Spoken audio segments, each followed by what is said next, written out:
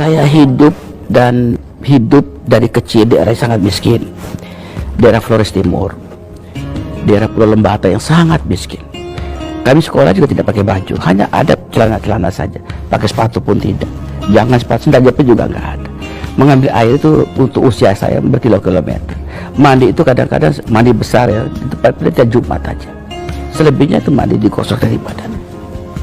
Saking miskinnya.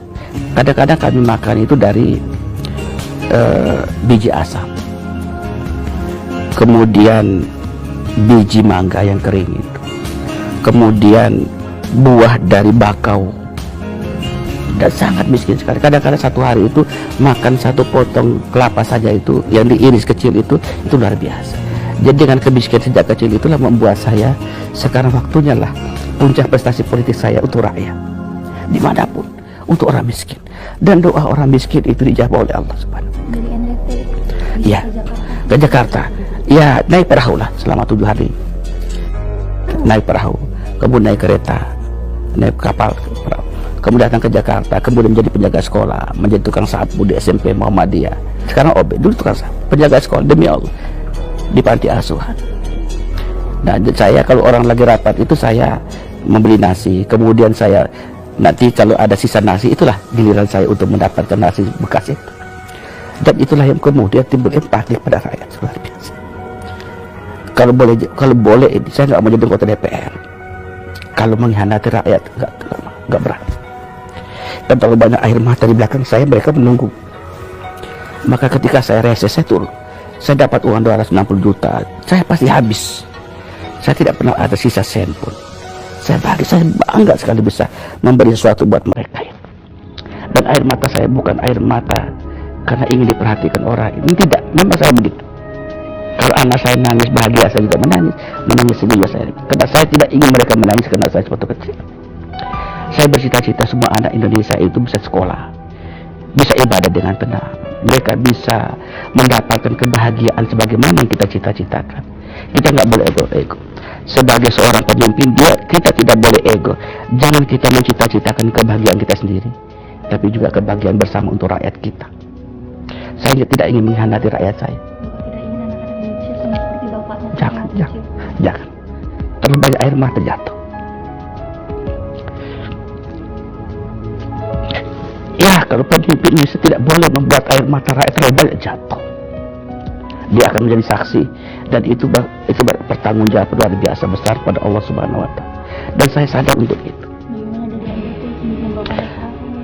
Ya, itulah ya perjalanan hidup itulah membuat saya harus menjadi lebih arif, menjadi lebih bijaksana, menjadi orang yang amanah, menjadi orang yang harus betul-betul berpikir untuk rakyat. Jangan pernah menyimpan harta di hatimu, tapi simpanlah harta itu di tanganmu, agar engkau menjadi ahli sedekah, maka niscaya di langit akan mencintaimu. Maka seringkali saya pidato atau berdoa, cinta yang di bumi, niscaya di langit akan menyayangimu. Saya terus terang, saya sejak kecil saya bercita-cita ingin selalu membahagiakan orang. Dan jalan yang paling dekat untuk bisa membuat orang bahagia adalah pendidikan. Maka saya mendirikan sekolah. Meskipun saya nggak punya uang, saya mau punya jalan. Saya mendirikan sekolah di mana-mana, agar banyak anak Indonesia, terutama anak yatim, bisa sekolah dengan harga yang murah, suku-suku gratis, dan terjangkau, dan berkualitas bagus. Saya tidak ingin menjadi ria. Saya juga saat sekarang mendirikan beberapa sekolah baru. Saya lagi cari tanah lagi untuk mendirikan pondok pesantren lagi. Hidup saya biarlah harta saya tidak ada, tapi saya bahagia ketika mereka bisa sholat, bisa ngaji. Dan pada saat mereka wisuda, saya biasa memberi sambutan. Saya pun menangis bersama orang tua. Bahagia. Setiap orang yang sekolah di tempat saya, mereka pada saat wisuda kemudian melihat air mata bersama orang tua. Pada saat itulah saya merasa hadir bersama mereka. Jangan karena uang kemudian mereka tidak sekolah.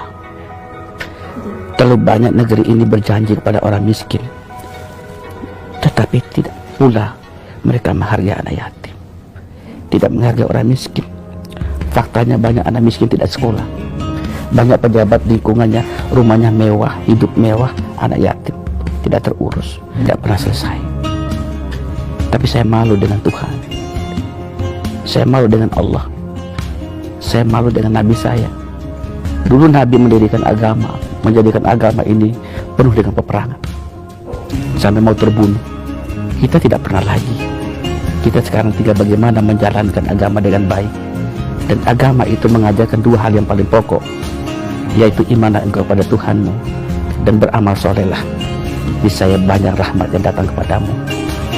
Karena rahmat Allah itu meliputi seluruh isi alam.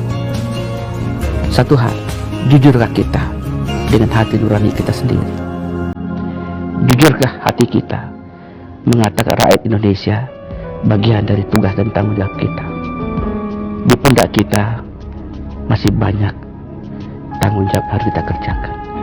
Saya malu dengan Bung Karno, saya malu dengan Bung Hatta. Mereka memperjuangkan bangsa ini bukan hanya dengan air mata, jiwa dan raga mereka dipertaruhkan. Bung Hatta sampai mengatakan, jikalau negeri ini tidak mampu memberikan kesejahteraan pada rakyatnya, biarkanlah pulau-pulau yang ada di Indonesia biar tenggelam ke dasar laut, lebih berarti daripada rakyat menderita. Itulah ungkapan Bung Hatta. Maka saya kadang-kadang malu ketika saya bukan bicara tentang sesuatu, selalu ingat Bung Karno dengan Bung Hatta.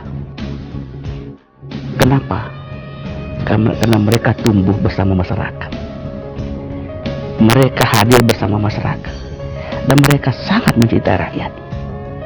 Bung Karno pernah mengatakan, jika negara memanggilku, kemudian keluarga aku memanggilku, maka aku akan pilih negaraku.